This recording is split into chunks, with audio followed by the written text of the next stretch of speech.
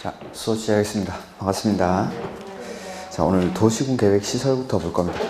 저번 주에 133페이지 뭐 정도까지 했던 것 같은데, 입지규제 시설구역까지 했는데, 저는 제가 쓰는 목차대로 수업을 하니까 도시군 계획 시설부터 보도록 하죠. 오늘 페이지는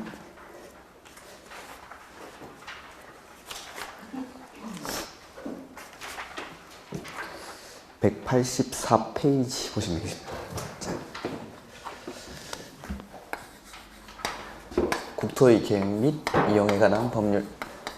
자, 그래서 국토 전체를 먼저 계획으로서 규제를 해야 되니까 맨 처음에는 각종 행정계획들이 나오죠. 첫 번째가 광역도시계획.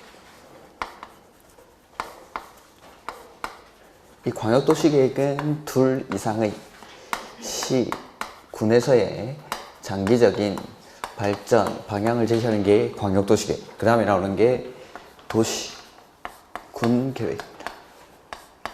도시군 계획은 관할 단위로 수립하는 계획이죠. 그래서 특별시, 광역시, 특별자치시, 특별자치도, 시, 군을 하나의 단위로 수립하는 계획. 그 다음에 도시군 계획을 다시 나눠보면 첫 번째가 도시, 군, 기본계획.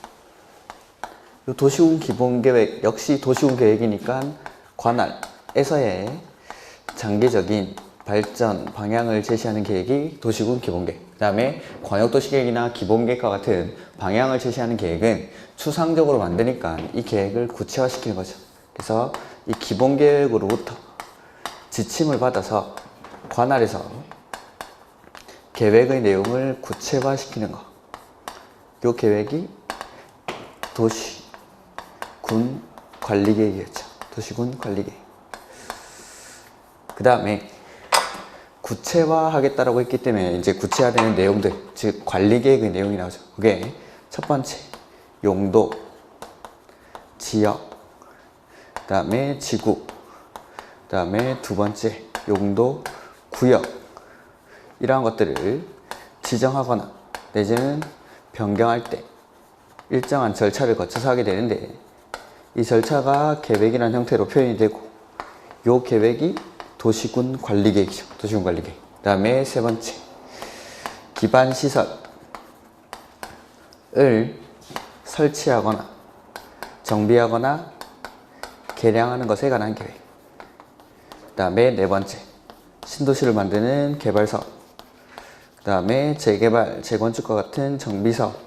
역시 관리계획의 내용에 해당하고, 그 다음에 다섯 번째는 지구 단위 계획구역, 여섯 번째는 입지 규제 최소구역. 지구 단위 계획구역과 입지 규제 최소구역을 먼저 지정을 해주고, 지구 단위 계획구역에서는 지구 단위 계획을 수립을 하고, 입지 규제 최소구역에서는 입지 규제 최소구역 계획을 수립하는 것까지, 이런 것들이 이제 관리계획의 내용이죠. 이렇게. 자, 그 다음에 저번 주에 용도, 지역, 지구, 구역, 이런 것들, 그 다음에 용도, 구역의 일종으로 입지 규제 최소구역까지 했었고, 그 다음에 마지막으로 했던 게 대지가 둘 이상의 용도, 지역 등에 걸치는 경우, 이런 것들을 했습니다. 자, 그거 1, 2월 달에 안 했으니까 한번 해보죠. 대지가 둘 이상의 용도, 지역, 지구, 구역 등에 걸치는 경우 중에서 대지 중에서 가장 작은 부분의 규모가 얼마 이하였습니까? 330제곱미터 이하일 때, 이럴 때 건축 제한은 대지 중에서 가장 넓은 면적이 속하는 용도, 지역 등에 관한 규정을 적용한다고 했죠. 자, 책을 보면 되죠. 보면서 해보자. 거기 132페이지 보시면 됩니다. 132페이지. 그래서 대지가 둘 이상의 용도, 지역, 지구, 구역 등에 걸치는 경우 중 가장 작은 부분의 규모가 330제곱미터 이하일 때는 건축 제한에 대해서는 대지 중 가장 넓은 면적이 속하는 용도, 지역 등에 관한 규정을 적용하고, 건폐율이나 용적률은 가중평균하죠. 면적을 고려해서 가중평균. 그래서 이런 것들 만약에 계산 문제로 나왔을 때는 각각 구해서 더하면 된다라고 했습니다. 이런 계산 문제들은 문제 풀이할 때 한번 해보겠습니다. 그 다음에 도로변을 따라서 띠 모양으로 지정된 상업지역에서는 기준이 얼마로 바뀝니까? 660. 그래서 원칙적인 기준은 330인데 도로변을 따라 띠 모양으로 지정된 상업지역의 경우에는 가장 작은 부분이 660제곱미터 이하인지 아닌지를 가지고 판단을 합니다. 그 다음에 건물이 어디에 걸려있죠?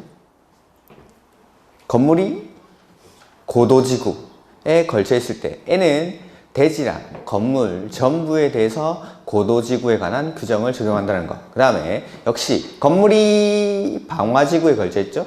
이럴 때는 뭐에 대해서만? 건물에 대해서만. 그 전부니까 건물에 대해서만 방화지구에 관한 규정을 적용합니다. 단 방화지구와 방화지구가 아닌 곳의 경계가 방화벽으로 구획이 되어 있을 때는 방화지구에 대해서는 그대로 적용을 하는데 방화지구가 아닌 곳에 대해서는 그러하지 아니하다. 이런 것들. 그 다음에 다시 대지가 녹지지역과 그 밖의 용도지역, 지구, 구역 등에 걸쳐 있습니다. 이럴 때 원칙은 어떻게 됩니까? 각각 녹지지역이랑 그 밖의 용도지역, 지구, 구역 등에 걸쳐 있을 때는 원칙은 각각. 단 가장 작은 부분이 어떤 지역입니까? 녹지지역이고 녹지지역의 규모가 330제곱미터 이하일 때는 각각이 아니라 원칙대로 큰 부분으로 흡수해서 쓰죠. 그 다음에 녹지지역에 있는 건물이 고도지구나 방화지구에 걸쳐 있을 때는 각각이 아니라 고도지구나 방화지구에 관한 규정을 적용한다는 거. 그런 거. 그 다음에 그 132페이지 잠깐 보실까요? 참고에 나오는 건데, 자, 참고에, 맨 위에. 안 했었는데 한번 보죠. 법령의 제정이나 개정, 그 밖에 대통령령으로 정하는 사유로 기존 건축물이 이 법에 맞지 아니하게 된 경우에는 대통령령으로 정하는 범위에서 증축, 개축, 재축 또는 용도 변경을 할 수 있다라고 되어 있는데, 자, 원래 내가 이 건물을 지을 때는 건폐율 50%를 적용받으면서 건물을 지었습니다. 근데 뭐 도시군 계획 조례의 제정이나 개정 내지는 용도지역 등의 변경으로 인해 가지고 이 지역의 건폐율 최대 한도가 40% 이렇게 바뀌었습니다. 그러면은 요 대지에 내가 건물을 이렇게 지어놨다가 50%의 적용을 받으면서 50%를 써서 건물을 지었는데 이 기준이 40%로 바뀌면은 이 10%만큼은 철거를 해야 될까요?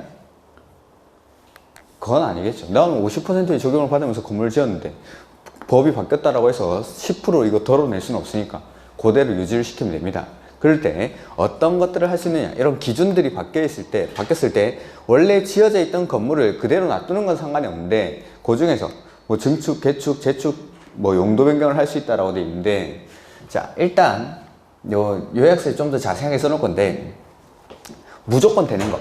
법령의 제정이나 개정으로 인해서 뭐 이런 최대 한도가 바뀌었을 때 무조건 할 수 있는 거는 재축이나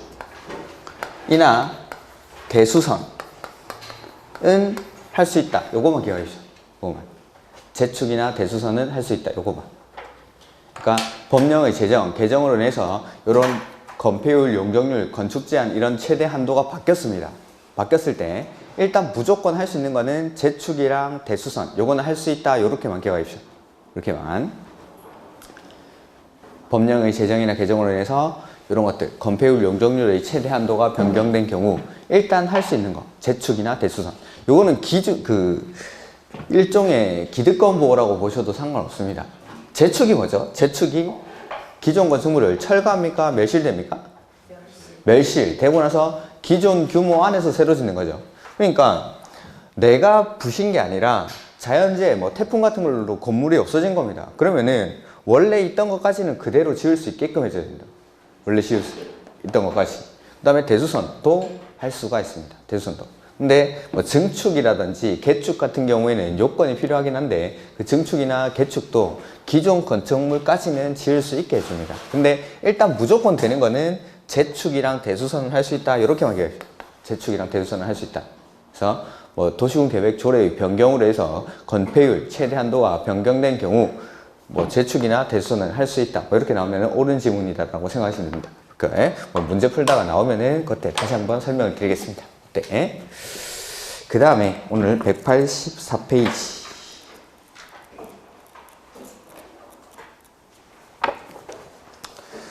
184페이지 도시군 계획 시설 등 이런 게 나오죠. 자, 3번에 나오는 요 기반 시설입니다. 기반 시설. 기반 시설의 종류에는 그렇게 크게 7가지가 분류가 되어 있죠. 184페이지. 기반 시설이란 다음의 시설의 말한다라고 해서 크게 교통, 공간, 유통, 공급시설, 공공문화체육시설, 방제시설, 보건위생시설, 환경기초시설 이렇게 구분이 되어 있습니다. 184페이지. 184페이지. 자, 그래서 교통시설에 먼저 보면은 도로, 철도, 항만, 공항, 주차장, 자동차 정류장, 계도, 그 다음에 마지막 거 요건 좀 바꿔달라고 했죠? 차량 검사 및 면허시설. 혹시나 안 쓰신 분들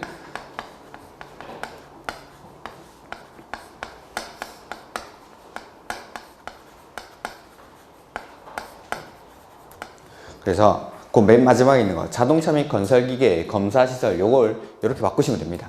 마지막에 있는 걸 차량 검사 및 면허시설 이렇게 1월 1일 날 개정이 된 거니까. 그 다음에 이번에 공간시설, 광장, 공원, 녹지, 유원지, 공공공지. 그 다음에 유통공급시설에는 유통업무설비, 수도, 전기, 가스, 열공급설비, 방송통신시설 역시 유통공급설비죠. 그 다음에 공동구, 그 다음에 시장 이런 것도 시장.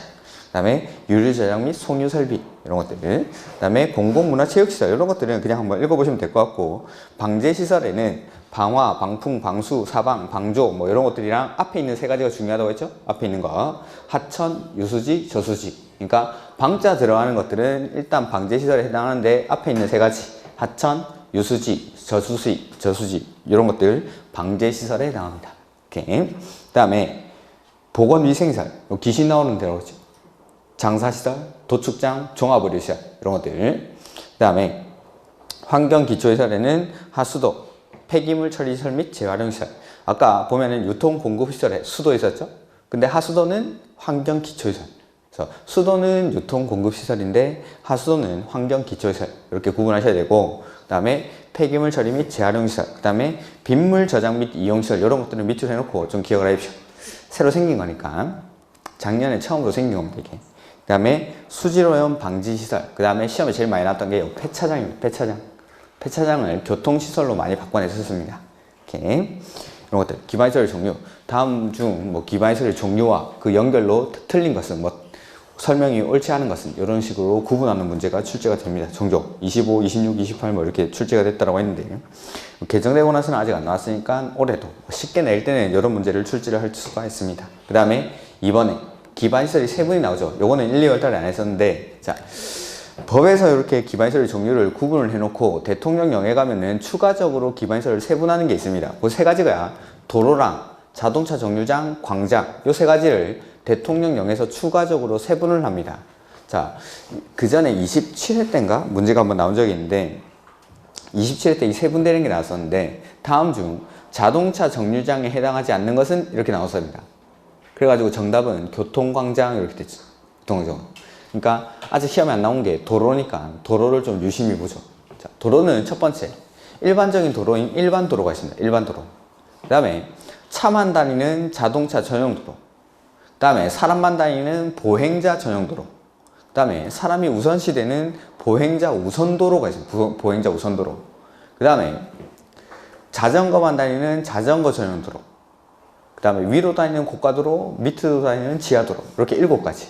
일반도로, 자동차 전용도로, 그 다음에 보행자 전용도로, 보행자 우선도로, 그 다음에 자전거 전용도로, 고가도로, 지하도로. 이렇게 7가지. 고속도로 있습니까? 없습니까? 없죠. 고속도로는 자동차 전용도로겠죠. 자동차 전용도로. 그 다음에 보행자 우선도로 이런 건 있는데 뭐 자동차 우선도로 이런 도로는 없습니다. 보행자 우선도로가 있는 거지. 자동차 우선도로 이런 건 없죠. 고속도로 없고, 그다음에 뭐 보행자 전용도로는 있고 보행자 우선도로 있는데 자동차 우선도로 뭐 이런 거 없습니다. 이렇게 이런 것들. 그다음에 자동차 정류장은 뭐 외우지 않는 걸 추천드립니다. 그냥 한번 읽어만 보시고, 광장 보시면은 광장으로 끝나는 것들은 다 광장이죠. 교통광장, 일반광장, 경관광장, 지하광장, 건축물 부설광장 이런 것들. 그래서 시험 문제는 예전에는 뭐 자동차 정류장에 해당하지 않는 것 해서 정답은 교통광장 이런 식으로 출제를 한 적이 있습니다. 이렇게. 자, 그 다음에 이번에 도시군 계획 시설이라는 게 나오죠. 도시군 계획 시설이란 기반 시설 중 관리 계획으로 결정된 시설을 말한다라고 되어 있죠. 그 다음에 뭐 나머지는 보면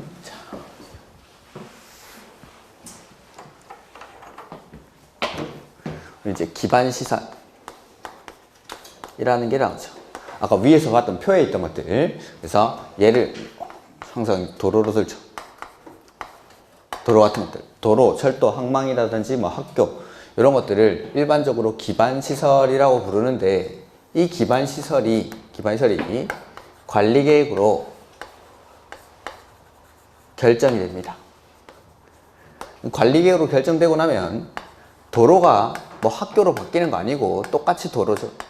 똑같이 도로인데 이 도로를 부르는 명칭이 관리계획으로 결정되고 나면 도시, 군, 계획, 시설 이렇게 바뀌는 거죠.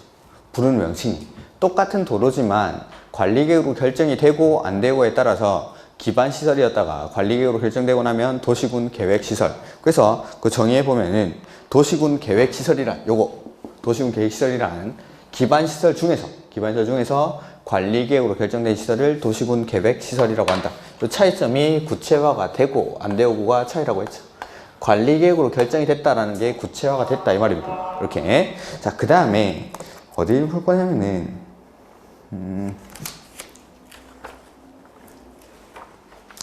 우리 그 뭐 시료 막 이런 것들이 나왔었는데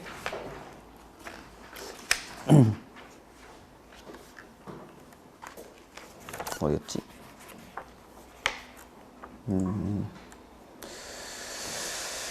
일단은 거기 204페이지 한번 보실까요? 204페이지 204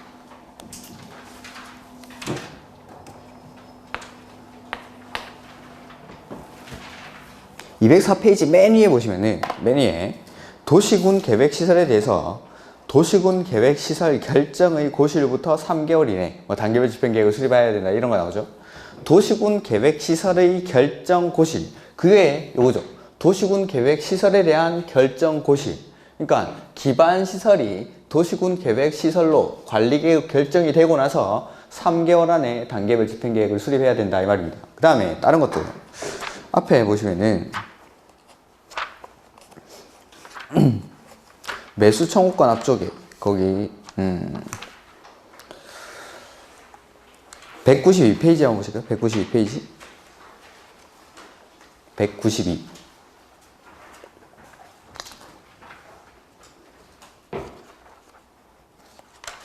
거기 보면 맨 앞에 도시군 계획시설에 대한 도시군 관리계획 결정의 고실 그죠? 도시군 계획시설에 대한 요거에 대한 도시군 계획시설에 대한 관리계획 결정 고실로부터 10년 이런 것들 이날을 말하는 겁니다. 그러니까 기반시설에서 관리계획 결정을 통해서 도시군 계획시설로 바뀌고 나서 10년 뭐 20년 3개월 실효 20년은 뭐 실효에 나왔었죠. 거기 195페이지 195페이지에 8번 도시군 계획 시설 결정의 실효 나오죠. 거기 1번에 효력상실 보시면은 뭐 밑에서 두 번째 줄 아니하는 경우 그 뒤에 도시군 계획 시설 결정은 그 고시로부터 도시군 계획 시설 결정이 이 말이죠. 기반시설이 도시군 계획 시설로 결정이 됐다 이 말입니다. 그리고 나서 20년이 경과가 됐을 때는 실효가 된다라는 거. 그러니까 뭐 도시군 계획 시설 결정의 실효일로부터 뭐 10년, 20년, 3개월 이날을 말하는 겁니다. 기반시설이 도시군 계획 시설로 바뀔 때, 요때로부터 10년, 3개월, 20년 이런 것들. 그래서 기반시설이 관리계획 결정이 되면은 도시군 계획 시설로 바뀐다. 그걸 도시군 계획 시설로 결정이 됐다라고 하는 겁니다. 도시군 계획 시설로 결정이 됐다. 이렇게. 그다음에 어떻게? 기반시설이 관리계획 결정을 통해서 도시군 계획시설로 바뀌고 그 다음에 이 도시군 계획시설을 설치하거나 정비하거나 내지는 개량하는 것 도시군 계획시설을 설치, 정비, 개량하는 사업을 도시, 군, 계획, 시설 사업이라고 하죠. 도시군 계획 시설 사업 이렇게. 자, 다시 한번 보면 일반적으로 도로 같은 것들 부를 때 기반시설이라고 부릅니다. 기반시설. 근데 이 기반시설이 관리계획 결정을 통해서 구체화가 되면은 도시군 계획 시설이라고 부르는 거죠. 도시군 계획 시설. 그 다음에 기반시설을 설치, 정비, 개량하는 게 아니라 관리계획으로 결정된 도시군 계획시설을 설치하고 정비하고 개량하는 사업을 도시군 계획시설사업 이렇게 부르죠. 도시군 계획시설사업. 그 다음에 도시군 계획시설사업 1항 도시개발법에 의한 도시개발사업. 그 다음에 재개발, 재건축과 같은 정비사업. 이 세 가지 사업을 묶어서 뭐라고 부르죠? 도시군 계획사업. 도시군 계획사업. 이렇게. 기본적인 용어들을 일단 정리를 해 놓으시라고 했습니다. 그래서 기반시설에서 관리계획으로 결정이 되면은 도시군 계획 시설로 바뀌고 그 도시군 계획 시설을 설치하고 정비하고 개량하는 사업을 도시군 계획 시설 사업, 그 다음에 도시군 계획 시설 사업, 개발 사업, 정비 사업 세 가지를 묶어서 도시군 계획 사업. 그 다음 도시군 계획 시설로 결정을 했습니다. 관리계획을 결정을 했는데 이걸 설치를 안 하는 거죠. 그로 인해서 이 도시군 계획 시설이 장기간 무단방치 되게 되고 개인의 권리 침해가 발생하니까 여기에 대한 구제 수단으로 나오는 제도가 바로 요 매수 청구권이라는 제도죠. 매수 청구권. 매수 청구권까지. 이렇게. 이게 기본적으로 쓰는 용어들이라고 했습니다. 용어들. 그래서 기반시설, 도시군 계획시설, 도시군 계획시설 사업, 그 다음에 도시군 계획사업 이런 것들 용어들을 좀 구분하셔야 됩니다. 그 다음에 여기 나오는 이제 도시군 계획시설, 도시군 계획 시설 요걸 설치를 하고 그 다음에 관리를 해야 되는데 설치랑 관리를 각각 어떻게 하냐라는 거죠. 자, 기반시설 내지는 도시군 계획시설을 설치하거나 정비하거나 개량하려고 할 때는 어떻게 해야 됩니까? 그렇죠. 원칙은 관리계획으로 미리 결정을 해서 설치하고 정비하고 개량을 해야 된다. 근데 예외적으로 어떻게 할 수 있죠? 관리계획 절차를 거치지 않고 설치를 할 수가 있죠. 원칙은 관리계획 절차를 거쳐야 되는데 예외적으로 도시군 관리계획 결정 절차를 거치지 않고 설치할 수 있는 기반시설이 있죠. 그 다음에 세 번째, 도시군 계획시설의 설치에 관한 기준은 누가 정하죠? 이 아니고 거기 이거 노트북 왜 들고 있을까? 좀 보시지. 국토교통부령으로 제가 기준을 국토교통부령으로 정하는 거 딱 두 가지 말씀드렸죠. 요거 도시군 계획시설의 설치에 관한 기준 도시군 계획시설의 설치에 관한 기준이랑 환지계획 작성의 기준 요 두 가지는 제가 기준을 국토교통부령으로 한다고 했습니다. 국토교통부령으로. 이렇게. 그 다음에 네 번째, 보상은 따로 법률로 정한다라고 했죠. 따로 법률로. 이렇게. 그래서 도시군 계획시설을 설치하려고 할 때는 미리 관리계획으로 결정을 해야 되는데 예외적으로 관리계획 절차를 거치지 않는 경우가 있고 그 다음에 기준은 국토교통부령으로 정하고 보상은 따로 법률로 정합니다. 그 다음에 관리. 이 도시군 계획시설을 국가가 관리하는 경우에는 대통령령에서 그 다음에 지자체가 관리하는 경우에는 조례로 이렇게 관리를 한다라는 거. 그 다음에 요 국가가 관리할 때는 대통령령으로 하는데 그 대통령령의 내용이 국유 제3법에 따른 중앙관서의 장이 관리한다라고 했습니다. 이렇게. 자, 책을 한번 보죠.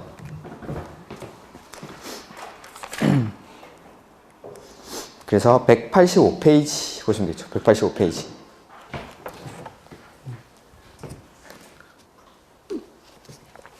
자, 보면은 도시군 계획 시설을 설치해서 1번. 도시군 관리계획 결정 가로 1번 원칙. 지상, 수상, 공중, 수중 또는 지하에 기반시설을 설치하려면 그 시설의 종류, 명칭, 위치, 규모 등을 미리 어떻게 합니까? 관리계획으로 결정.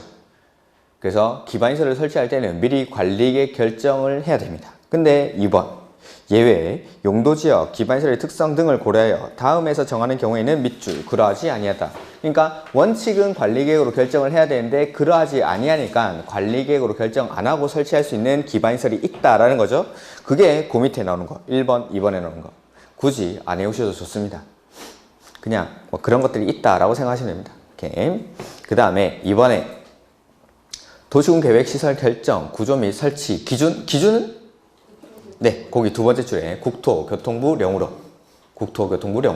이렇게. 그래서 도시군 계획 시설의 결정, 구조 및 설치의 기준 등에 필요한 사항은 국토교통부령으로 이렇게. 다른 기준들은 싹 다 국장이 하는데 요거 도시군 계획 시설의 설치에 관한 기준은 국토교통부령으로 정한다는 거. 그 다음에 3번에 도시군 계획 시설의 공중 및 지하의 설치 기준과 보상. 도시군 계획 시설을 공중, 수중, 수상 또는 지하에 설치하는 경우 그 높이나 깊이의 기준과 그 설치로 인하여 토지나 건축물의 소유권 행사에 제한을 받는 자에 대한 밑줄 보상은 네, 따로 법률로 정한다. 이렇게. 그 다음에 그 187페이지 관리가 나오죠. 요 밑줄들은 다 1, 2월 달에 쳐드렸는데 혹시나 못 붙으신 분들은 1, 2월 수업을 들으시면 됩니다. 도시군 관리계획에 따라 설치한 도시군 계획시설의 관리에 관하여 이 법 또는 다른 법률에 특별한 규정이 있는 경우 외에는 국가가 할 때는 대통령령. 그 다음에 지자체가 할 때는 조례. 그 다음에 그 밑에 뭐 이 경우 이렇게 돼 있는데 국가가 관리할 때는 도시군 계획시설은 국유재산법에 따른 중앙관서의 장이 그게 대통령령의 내용입니다. 국유재산법에 따른 뭐 중앙관서의 장 그게 대통령령의 내용이고 그 다음에 이제 공동구라는 게 나오죠. 공동구. 자, 또 공동구 하기 전에 다시 한번 보죠. 도시군 계획시설 크게 논점은 두 가지입니다. 설치랑 관리. 설치할 때 원칙은 관리계획으로. 근데 예외적으로 관리계획 절차를 안 거치는 경우가 있고 기준은 국토교통부령으로 보상은 따로 법률로 정한다. 그 다음에 관리를 국가가 할 때는 대통령령에서 지자체가 할 때는 조례로 이렇게. 자, 그 다음에 공동구라는 게 있죠. 공동, 뭐 지하, 매설, 구라고 했습니다. 공동구. 자, 이 공동구는 기반시설입니까? 아닙니까? 아니긴 또 뭐 아닙니까? 아까 유통공급시설이 있었는데 유통공급시설의 밑에 줄에 거기 두 줄 중에 밑에서 맨 앞에 보면은 공동구가 있었죠. 유통공급시설에 공동구 들어가 있죠. 그럼 공동구는 기반시설입니까? 아닙니까? 맞죠. 그러니까 이 공동구를 설치할 때도 원칙은 이렇게 합니다. 근데 이 공동구를 따로 배우는 이유는 이렇게 안 하는 게 있다는 겁니다. 원칙은 관리계획으로 결정을 해서 이 공동구를 설치해야 되는데 일정한 지역에서는 이 공동구를 반드시 설치를 해야 됩니다. 반드시. 그래서 자, 공동구라는 거는 이렇게 대지가 있으면 예전에는 뭐 전봇대 깔고 밑에 통신선로 깔고 수도관 깔고 이렇게 했었는데 이러한 것들을 개별적으로 관리하다 보니까 관리라든지 그런 거 힘들고 그 다음에 전봇대 이런 게 있으면은 도시 미관에도 저해가 되니까 이러한 것들을 지하에다가 공동구라는 커다란 관을 묻어서 같이 넣어가지고 관리를 하자라는 거죠. 그게 공동으로 지하에 매설하는 구 해서 공동구라고 부르는 겁니다. 그러면은 이 대지 밑에다가 커다란 콘크리트 관을 묻어야 되는데 이러한 콘크리트 관을 묻으려면은 개발이 다 돼 있는 곳은 묻기가 쉬울까요? 어려울까요? 어려우니까 일정한 지역이 즉 개발이 시작되는 곳들 일정한 개발이 시작되는 곳에서는 이 공동구라는 관을 반드시 묻으라는 겁니다. 처음부터 관리계획으로 결정을 안 하더라도. 그래서 이 공동구를 설치할 때 원칙은 이렇게 해야 되는데 일정하게 개발이 시작하는 곳에서는 이 공동구를 의무적으로 설치하게끔 합니다. 그런 것들을 배우는 겁니다. 자, 그래서 이 공동구도 논점은 설치랑 관리 크게는 두 가지. 자, 설치를 해야 되는데 원칙은 관리계획으로 해야 되지만 이 공동구를 반드시 의무적으로 설치를 해야 되는 곳이 있습니다. 의무적으로 설치해야 되는 곳은 첫 번째 면적은 200만 제곱미터를 초과하는 6곳이 있었죠. 6곳. 6곳은 공통적으로 이제 개발이 시작되는 곳. 도시개발구역, 택지개발지구, 경제자유구역, 정비구역, 공공주택지구, 도청, 이전, 신도시 이렇게 6군데. 그러니까 개발이 시작되는 곳입니다. 도시개발구역, 택지개발지구, 경제자유구역, 정비구역, 공공주택지구, 도청, 이전, 신도시 이렇게 6군데. 요 6군데가 면적이 얼마 이상일 때, 얼마를 초과할 때? 200만 제곱미터를 초과할 때는 공동구를 설치해야 됩니까? 할 수 있습니까? 하여야 한다라는 겁니다. 하여야 한다. 그 다음에 세 번째, 이 6군데에서 수립하는 개발 계획 안에는 공동구를 반드시 설치를 해야 되니까 공동구에 관한 사항이 포함이 돼야 한다라는 거. 공동구에 관한 사항을 반드시 포함해야 됩니다. 그 다음에 두 번째, 설치할 때 들어가는 비용입니다. 설치 비용. 공동구를 설치할 때 들어가는 비용은 여기 6군데에서 사업을 하는 시행자랑 나중에 공동구가 설치됐을 때 이걸 쓸 사람들, 점용 예정자라고 하죠. 점용 예정자가 공동으로 부담을 하는데, 한전에서 전봇대 까는데 10억 들어가는데 공동구 설치 비용으로 15억 내라고 하면 냅니까 안 냅니까? 안 내니까 이 점용 예정자들, 쓸 사람들은 개별적으로 매설할 때 들어가는 비용의 범위 안에서만 설치 비용을 부담을 하죠. 그 다음에 세 번째, 공동구를 설치한 경우에는 이 공동구에 수용되어야 할 시설들은 반드시 수용을 해야 될까요? 할 수 있을까요? 해야 되죠. 수용 의무. 그래서 공동구를 설치한 경우에는 이 공동구에 들어가야 될 시설들은 반드시 수용을 해야 됩니다. 의무적으로. 근데 공동구 협의회 심의를 거쳐서 수용할 수 있는 게 두 가지인데, 수용할까 이랬는데, 수용할까? 하수도랑 가스. 하수도랑 가스. 얘네들. 하수도랑 가스 얘 두 가지는 공동구 협의회 심의를 거쳐서 수용할 수 있다는 거. 이렇게. 그래서 나머지 뭐 이런 것들은 다 수용을 해야 되는데, 하수도랑 가스 이 두 가지는 공동구 협의회 심의를 거쳐서 수용할 수 있다라는 겁니다. 이렇게. 그 다음에 관리. 공동구를 관리하는 사람은 원칙적으로 특별시장, 광역시장, 시장, 군수가 이 공동구를 관리를 합니다. 관리의 주체는. 근데 효율적으로 관리 운영하기 위해서는 전문기관에다가 위탁할 수 있다. 뭐 이런 것들. 그 다음에 관리할 때 들어가는 비용. 돈은 쓰는 사람이 내죠. 점용하는 자가. 점용하는 자가 관리 비용을 부담하는데 면적을 고려해서 관리자가 정해줍니다. 관리자가. 그래서 이런 것들, 공동구 설치랑 관리에 관한 부분들, 그 다음에 나머지 내용들은 책을 보면서 한번 확인해 보죠. 187페이지.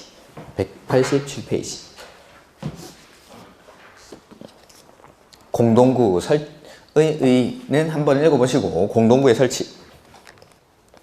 다음에 해당하는 지역, 지구, 구역 등이 얼마를 초과할 때, 네, 면적 200만 제곱미터를 초과하는 경우에는 해당 지역 등에서 개발 사업을 시행하는 자는 공동구를 설치할 수 있습니까? 해야 됩니까? 하여야 한다. 이렇게. 그래서 그 6군데가 도시개발구역, 택지개발지구, 경제자유구역, 정비구역, 공공주택지구, 도청, 이전, 신도시, 이렇게 6군데입니다. 6군데. 그 다음에 동그라미 그 밑에 2번에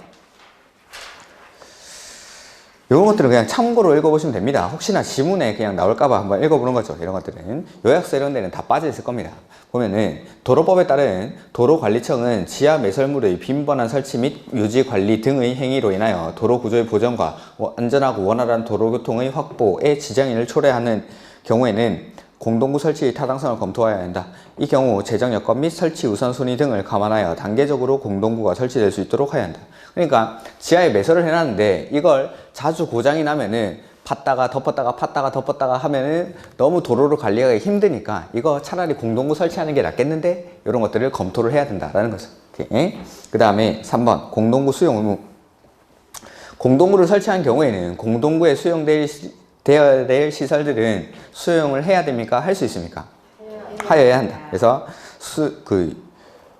대통령령으로 정하는 바에 따라 공동구에 수용하여야 할 시설이 모두 수용되도록 하여야 한다는 거. 근데 공동구에 수용되어야 할 시설물이 설치 기준 등은 다른 법률에 특별한 규정이 있는 경우를 제외하고는 국장이 정한다. 뭐 기준은 국장이 정한다 이거죠. 그 다음에 조문 나오는데 거기 공동구가 설치된 경우에는 법 44조 제3항에 따라 1호부터 6호까지의 시설은 공동구에 수용하여야 하며, 그거는 1번부터 6번까지 요거는 수용을 해야 된다 이 말이죠. 근데 7호 및 8호의 시설은 공동구 협의회 심의를 거쳐서 맨 끝에 수용할 수 있다. 수용할 수 있다. 그게 하수도랑 가스 요 두 가지는 수용할 수 있다. 그 다음에 설치계획 포함은 개발 사업의 계획을 수립하는 경우 여기 6군데에서 개발 계획을 수립할 때 에는 공동구에 관한 사항이 반드시 포함이 돼야 된다라는 겁니다. 이렇게. 그 다음에 5번 설치 비용. 공동구 설치에 필요한 비용은 이 법 또는 다른 법률에 특별한 규정이 있는 경우를 제외하고는 공동구 점용 예정자와 사업 시행자가 부담하죠. 이 경우 공동구 점용 예정자는 해당 시설을 개별적으로 매설할 때 필요한 비용의 범위 안에서만. 이렇게. 그래서 사업 시행자 6군데에서 사업하는 사람이랑 쓰는 사람, 점용 예정자가 공동으로 부담하는데 점용 예정자는 개별적으로 매설할 때 들어가는 비용의 범위 안에서. 그 다음에 가로 2번에 돈 없는 사람은 뭐 돈도 빌려주겠다 이 말이죠. 그 다음에 공동구 관리 운영 주체 뭐 이런 것들. 공동구 관리 운영의 주체. 공동구는 원칙 누가 관리하죠?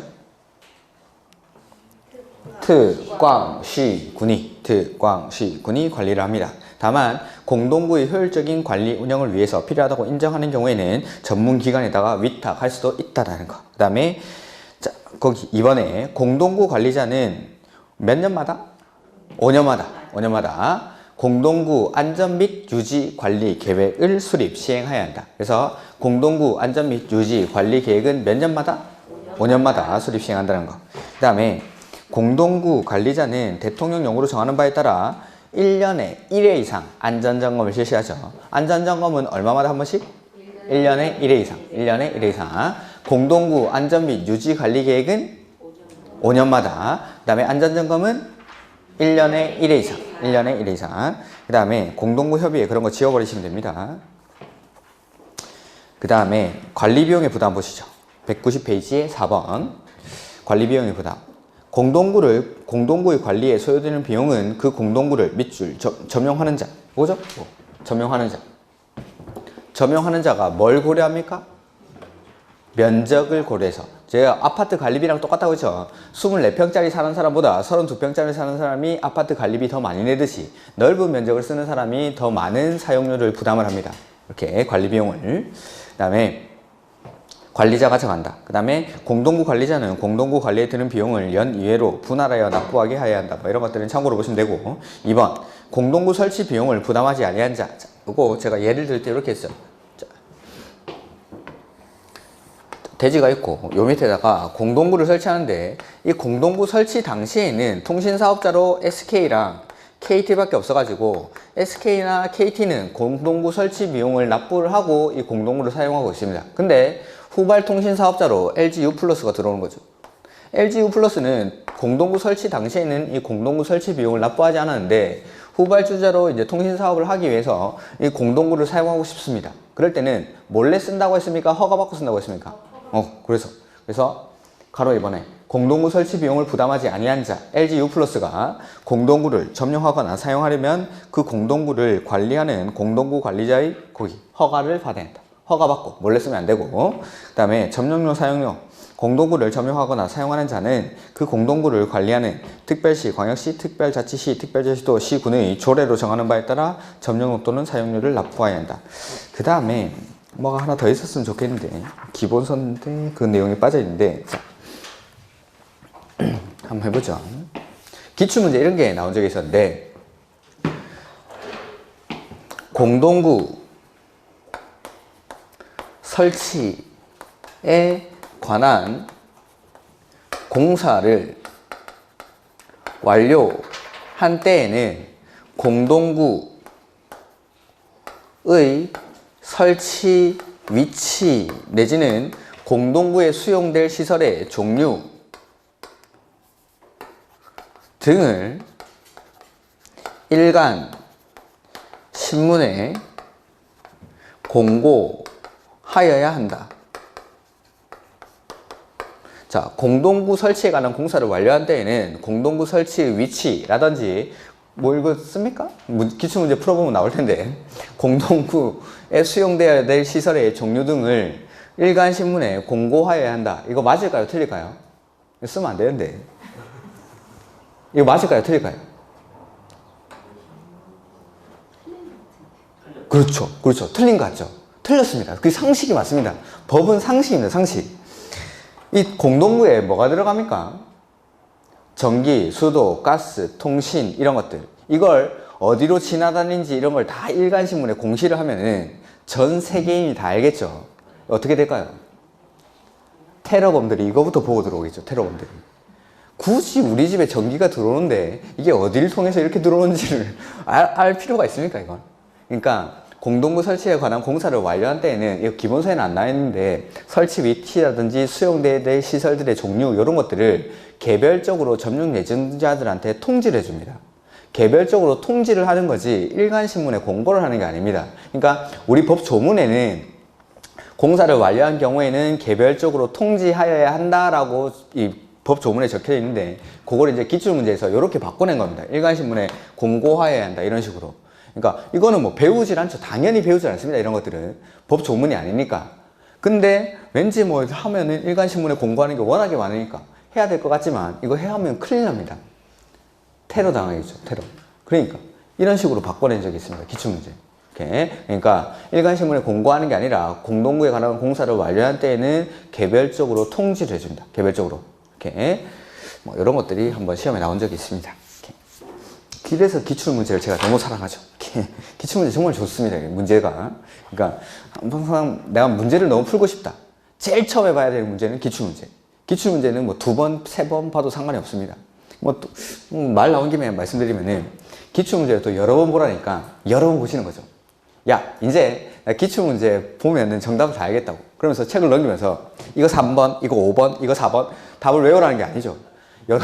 여러 번 보라는 거는 답을 외우라는 게 아니라 그 지문이 왜 맞고 왜 틀렸고 그거를 뭐 기본서라든지 요약서를 가지고 찾아보라는 거지. 그리고 왜 틀렸는지 왜 맞았는지를 다 알 때까지 그걸 보라는 거지. 이거 4번, 이거 3번 이제 답을 다 외워서 이거 못 보겠다라고 하는 거죠. 그러면서 책을 또 삽니다. 책을. 그럴 필요가 없죠. 처음부터 답을 표시를 안 하면 되는데. 그러니까 기출문제는 여러 번 봐도 되니까 처음부터 뭐 문제집은 어떤 문제집을 사도 상관이 없습니다. 기출문제 뭐 이 출판사가 더 좋고 이 출판사는 더 나쁘고 그런 거 없습니다. 다 기출문제니까. 그러니까 출판사는 상관이 없는데 뭐든 사가지고 처음부터 이렇게 답을 표시하는 게 아니라 내가 아는 지문 모르는 지문을 표시하는 겁니다. 이렇게. 그리고 뭐 공부가 안 되신 분들도 기출문제집 봐가지고 문제 읽고 해설 읽고 문제 읽고 해설 읽고 해도 도움이 됩니다.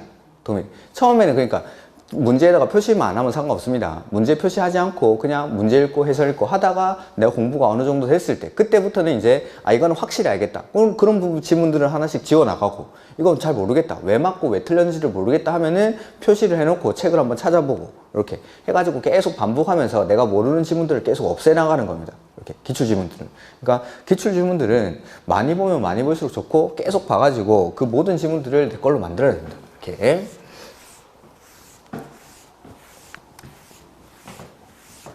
그 다음에 이제 광역시설이라는 게 나오죠. 광역시설.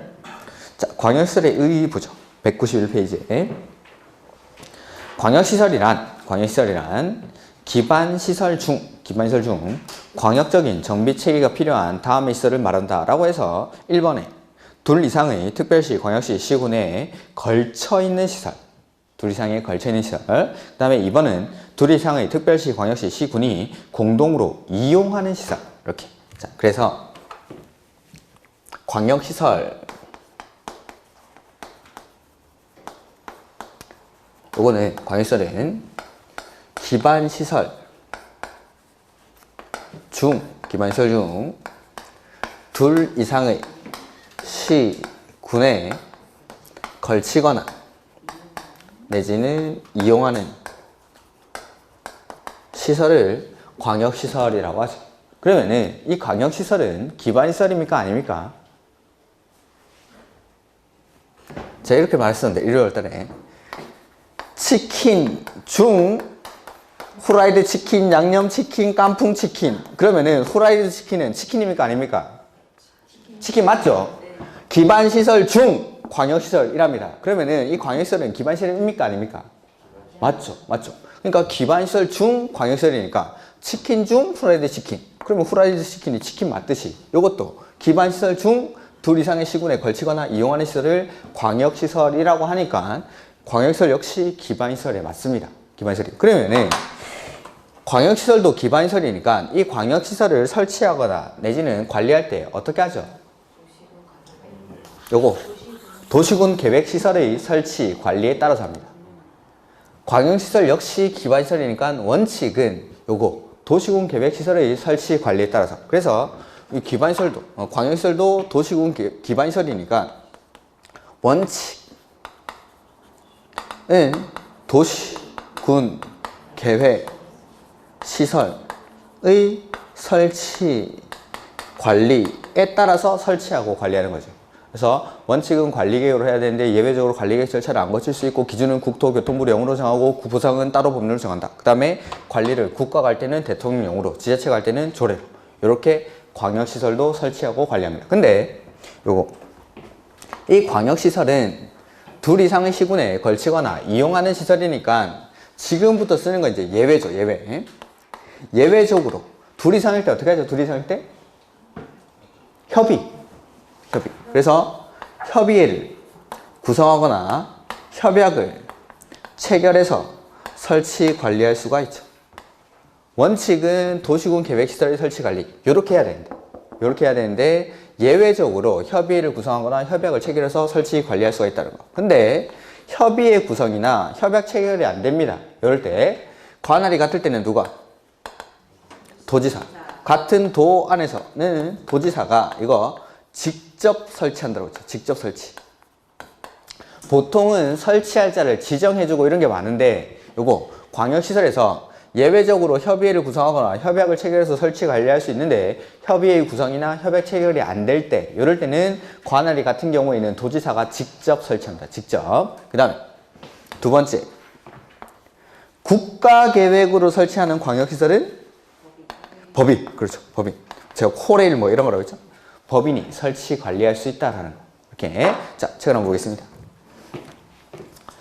그래서 광역시설의 설치 관리 원칙은 거기 191페이지에 원칙 광역시설의 설치 및 관리는 도시군 계획시설의 설치 관리에 관한 규정에 따른다. 이렇게 한다라는 거죠. 이렇게 도시군 계획시설의 설치 관리에 따라서.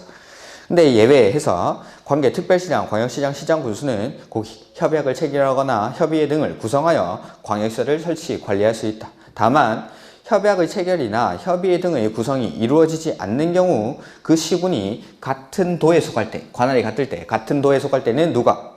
관할 도지사가 직접 설치 관리한다. 직접. 그 다음 특수법인 이렇게 하죠. 국가계획으로 설치하는 광역시설은 그 광역시설의 설치 관리를 사업 목적 또는 사업 종목으로 하여 다른 법률에 따라 설립된 누가? 법인이 설치 관리할 수 있다.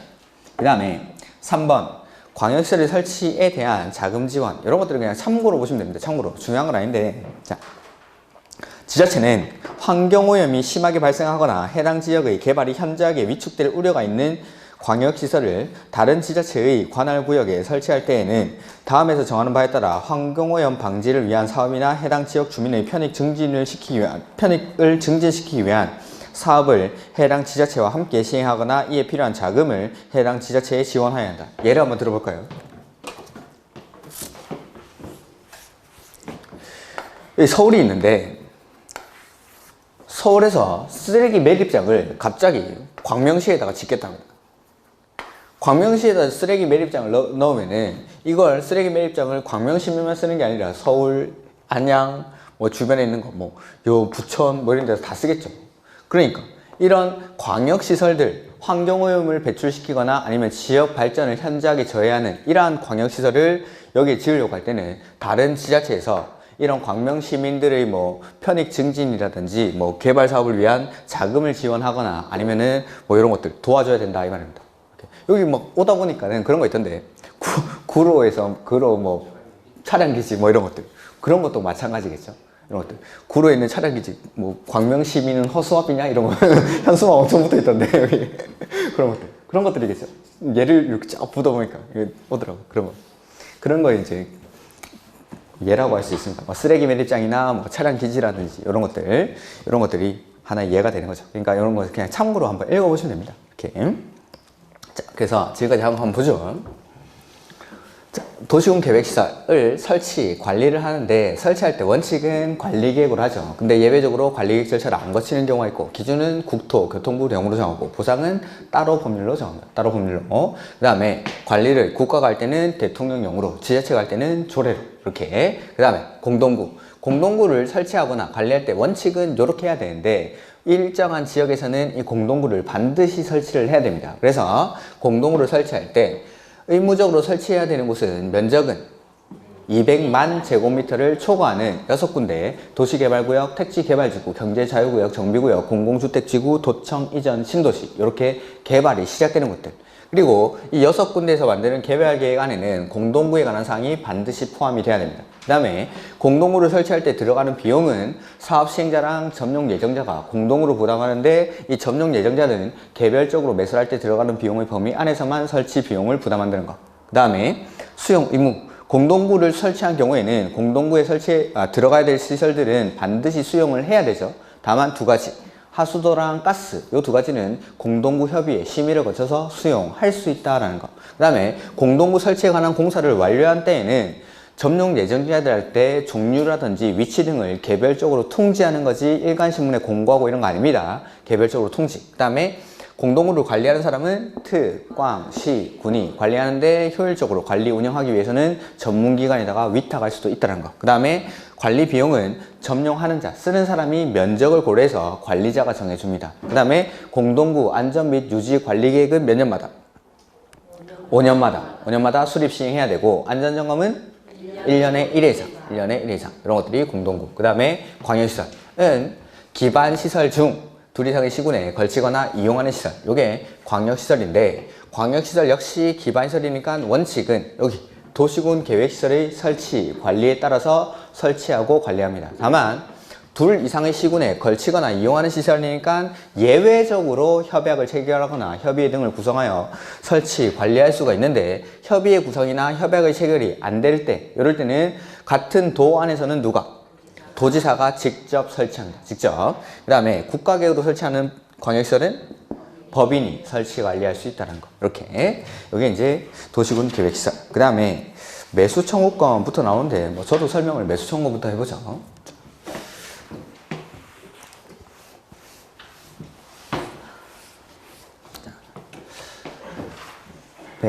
192페이지. 매수 청구권 요거는 우리가 이제 1, 2월 달에 했었죠. 여기까지는. 매수 청구권은 일단 요건을 두 가지를 요건을 하죠.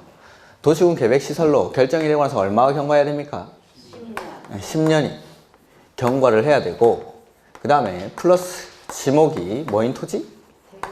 대인, 토지의 소유자가 청구를 합니다. 야, 사업 안 할 거면 사가라고. 그러니까 기반시설이 관리계 결정을 통해서 도시군 계획시설로 바뀌고 나서 이걸 설치를 안 하고 무단방치하니까 내가 그 토지를 활용을 못 하는데 계속 이거 세금은 내고 권리침해가 발생하니까 사달라는 거죠. 그래서 매수 의무자한테 매수 청구를 하는데 원칙은 매수 의무자가 트, 꽝, 시, 군입니다. 트, 꽝, 시, 군. 이 사람이 나중에 보시면은 원칙적인 도시군 계획 시설 사업의 시행자가 됩니다. 시행자. 원칙. 근데 예외적으로 시행자가 따로 정해져 있을 때는 이 시행자한테 매수 청구를 하고, 그 다음에 설치 의무자랑 관리 의무자가 있을 때는 설치 관리 의무자한테 매수 청구를 하는데, 설치 의무자, 관리 의무자가 다를 때는 설치 의무자에게 매수 청구를 하죠. 이런 사람들이 매수 의무자. 자, 매수 의무자가 매수 청구를 받은 경우에는 무조건 매수를 합니까? 매수 할지 말지 여부를 결정하죠. 무조건 매수를 하는 게 아니라 매수할지 말지 매수 여부를 결정합니다. 얼마 안에? 6개월 안에.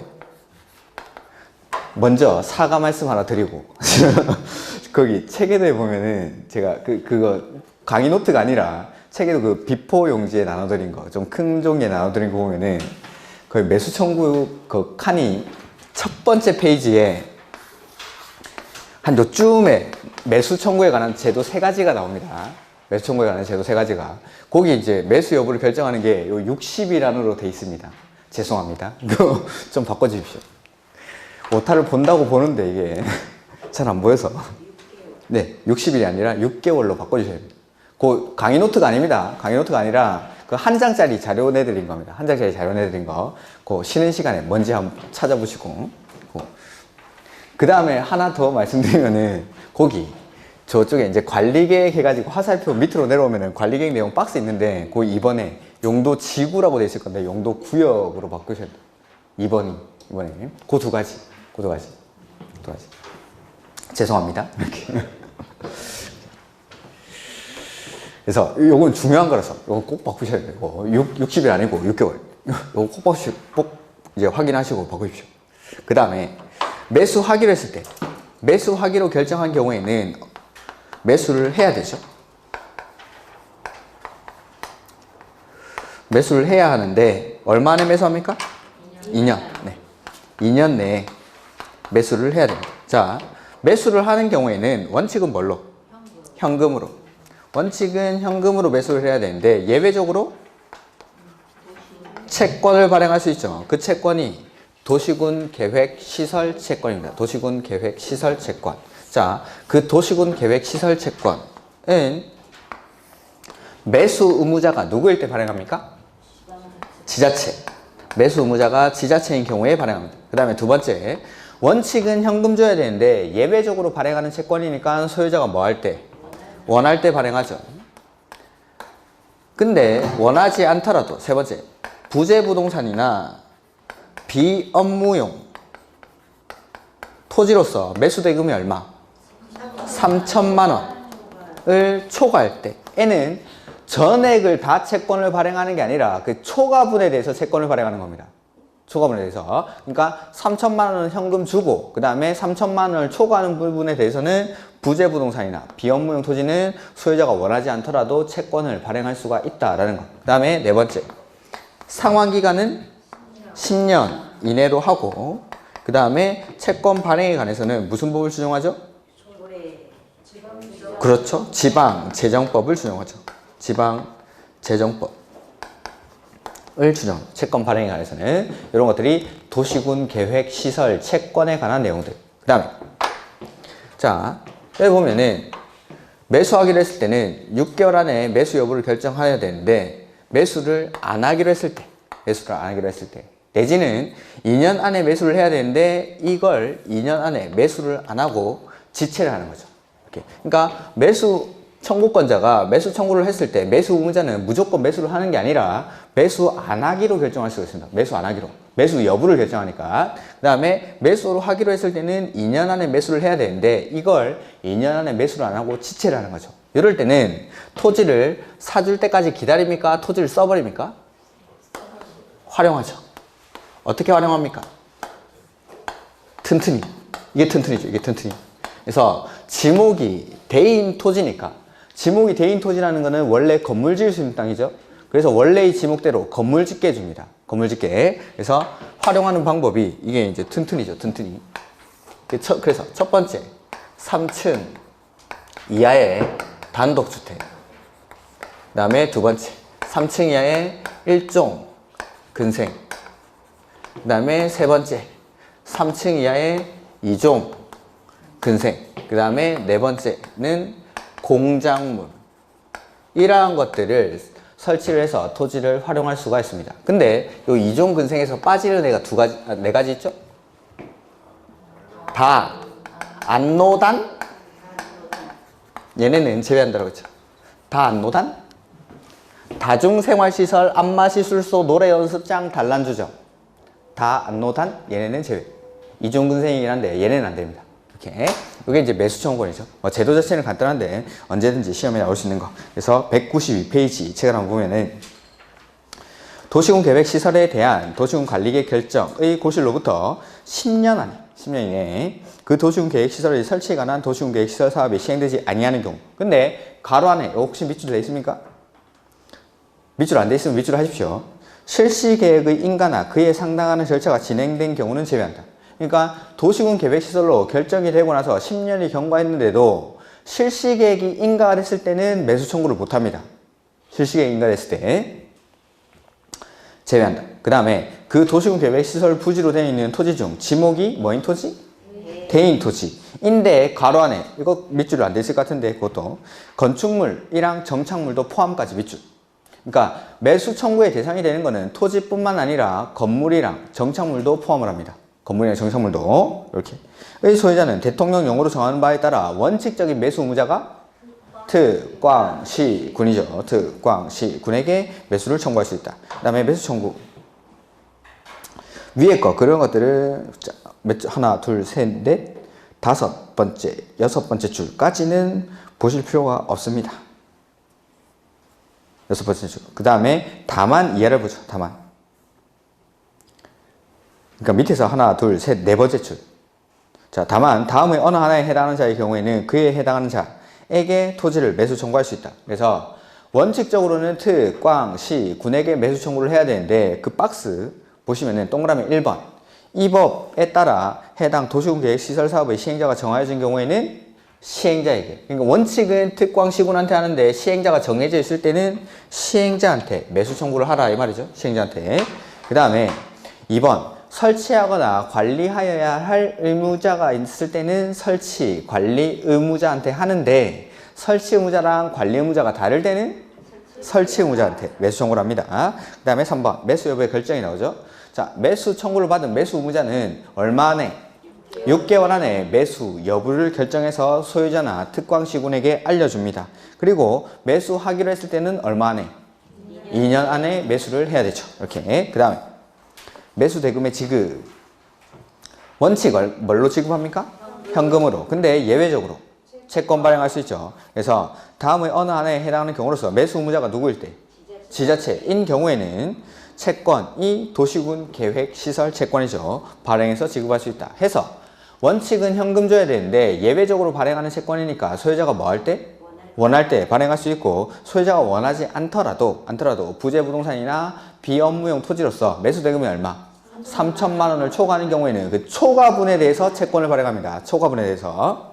그 다음에 도시군 계획 시설 채권 보면은 상환기간은 10년 이내로 하고 그 다음에 이자는 전국을 영업으로 하는 은행이 적용하는 1년 만기 정기 예금 금리의 평균 이상으로 하는데 자세한 상환기간이나 이율은 조례로 정합니다. 그 다음에 발행 절차에 관해서는 무슨 법을 준용하죠? 지방재정법. 그 다음에 6번 매수 청구된 토지의 매수 가격, 매수 절차. 매수 가격이나 매수 절차는 무슨 법을 준용합니까? 공치법. 자, 채권 발행에 관해서는 지방재정법을 준용하는 거고 매수 가격이나 매수 절차는 공치법을 준용합니다. 매수 청구된 토지의 매수 가격은 공시지가로 한다, 감정가로 한다. 다 틀렸다고 했습니다. 감정가도 아니고 공시지가도 아닙니다. 그냥 공치법을 준용한다 이렇게 됩니다. 매수 청구된 토지의 매수 가격은 감정가로 한다 이런 거 아닙니다. 공치법을 준용한다 이렇게. 그 다음에 개발행위 허가. 요게 이제 튼튼이죠. 튼튼이. 매수 청구를 한 토지의 소유자는 다음의 어느 하나에 해당하는 경우에는 법 56조에 따른 허가를 받아. 거기 밑줄. 허가를 받아. 그러니까 그냥 하는 건 아니고 개발행위 허가를 받아서 이런 것들을 설치할 수가 있습니다. 개발행위 허가를 받아서.